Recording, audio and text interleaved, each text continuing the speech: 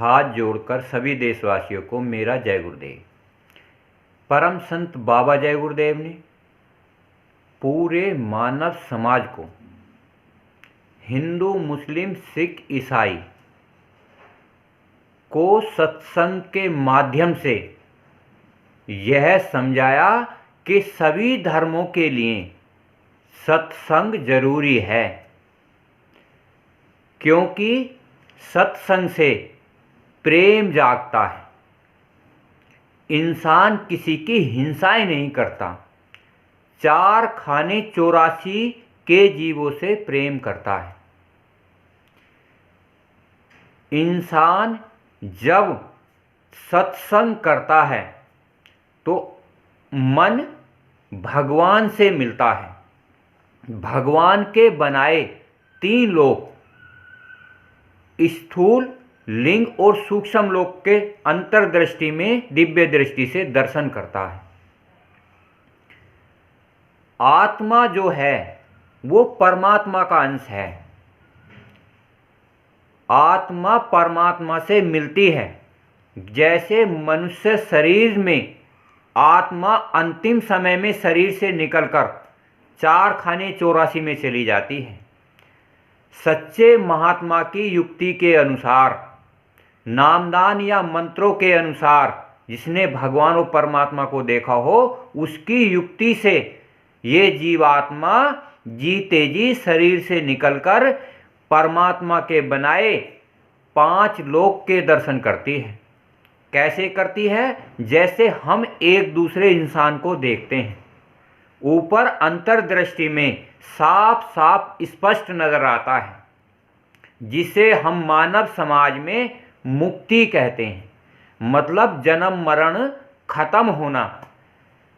बाबा जी ने साफ साफ कहा, हम आए उस देश से जहां तुम्हारा धाम, और तुमको घर पहुंचाना एक हमारा काम।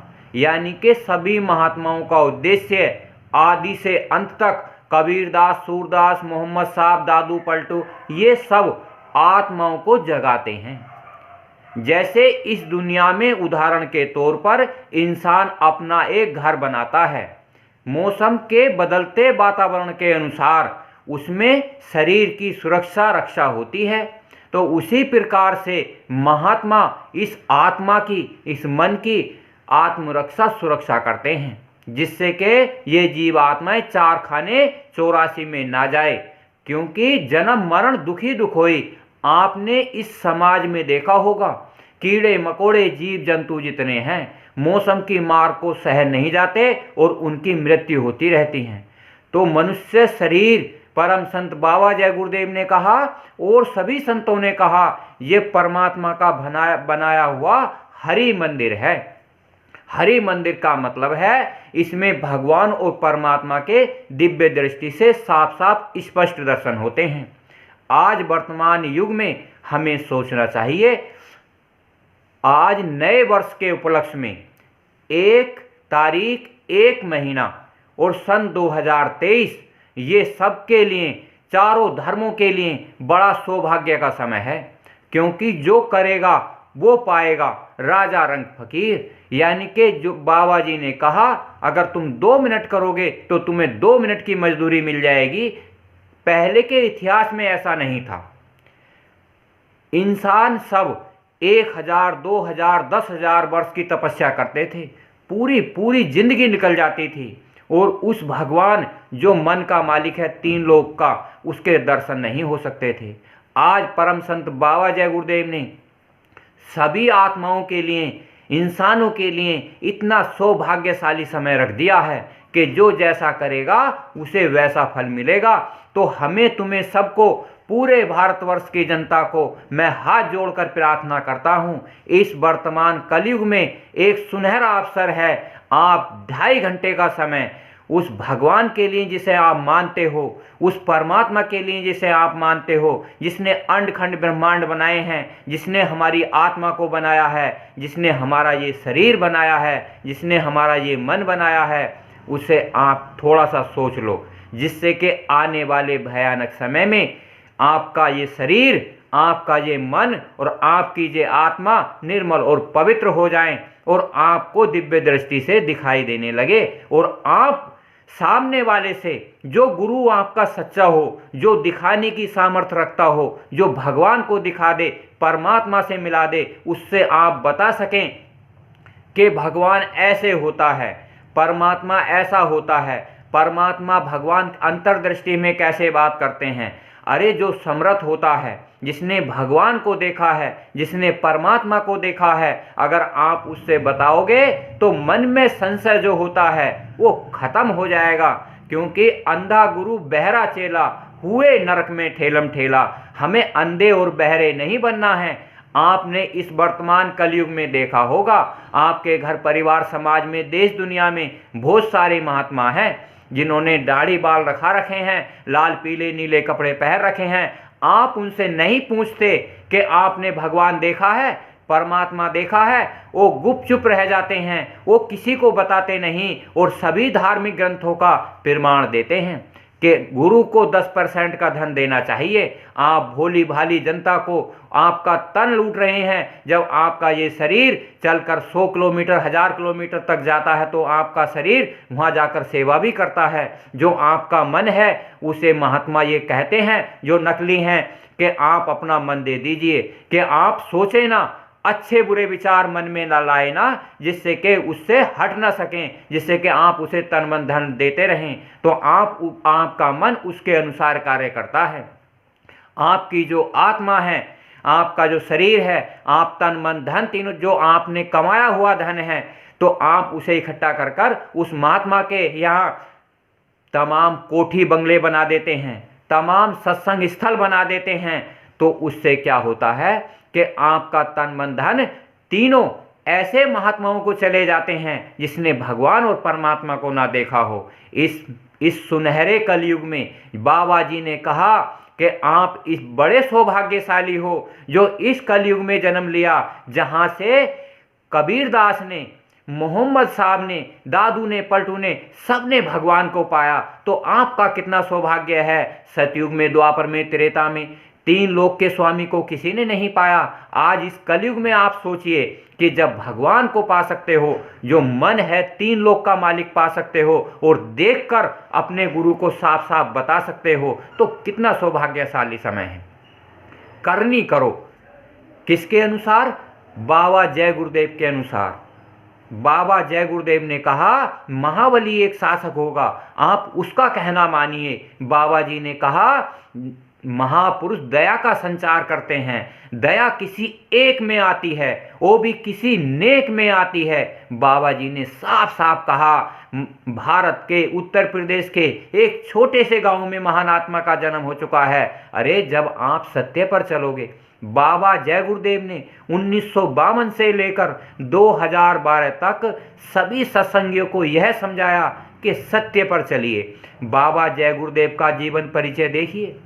बाबा जय गुरुदेव ने अपने काफ़ी प्रयत्न के बाद सच्चाई पर चलते रहे। बाबा जी को अंडखंड में ब्रह्मांड मिले, बाबा जी को भगवान परमात्मा के दर्शन मिले। और आप और हमारी दोनों की दिशा निर्देश करने वाले परम संत बाबा जय गुरुदेव हैं तो सही।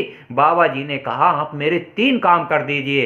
एक तो सत्संग यानी कि सत्य पर चलना, एक सेवा, जो सत्य पर चलते हों उनकी सेवा, अपनी मेहनत की कमाई का 10वां अंश एकत्रित करके उससे सेवा कर दीजिए। छोटे छोटे सत्संग 1 साल में 1 जीवात्मा को करना अनिवार्य होता है, क्योंकि जो भूली बिसरी आत्माएं होती हैं वो सत्संग के माध्यम से अपना घर पहचानती हैं। तो हमारा जो पुण्य कमाया हुआ धन है, जब हम सत्संग में लगाते हैं तो आत्मा सत्संग से जागती है। सत्संग ही जीवन का सहार है और सत्संग ही जीवन का आधार है, क्योंकि आत्मा चाहती है सत्य को देखूं और मन चाहता है मैं सत्य से मिलूं और शरीर चाहता है सत्य जानकर मैं निरोगी हो जाऊं। तो कितना बड़ा सौभाग्य है।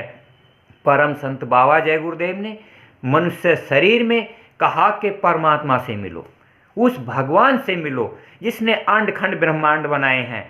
आप जिसने महात्मा नकली ढोंगी पाखंडी हैं, आप उनसे बचें और अपना जीवन का बहुमूल्य समय निकाल कर जो जीवात्माएं उनके पास जाती हैं उनसे कोशिश करें कि आप नकली ढोंगी महात्माओं के पास जाकर अपना कीमती समय बर्बाद ना करें, क्योंकि परम संत बाबा जय गुरुदेव ने कहा ये मनुष्य शरीर भगवान को प्राप्त करने के लिए मिला है। अगर आपने इस जीवन के बहुमूल्य दिन नकली महात्माओं के यहाँ जाकर खराब कर दिए या आपने अपने घर परिवार समाज वालों को नहीं रोका तो आपका ये उद्देश्य बेकार चला जाएगा। और ये जीवात्मा जो भगवान ने इसमें दी है और इसे पूर्ण आज़ादी दी है अच्छा बुरा और आध्यात्मिक करने की, जब आपका समय निकल जाएगा फिर भगवान ने परमात्मा ने कहा सांप निकल जाता है और लकीर को पीटते रहो।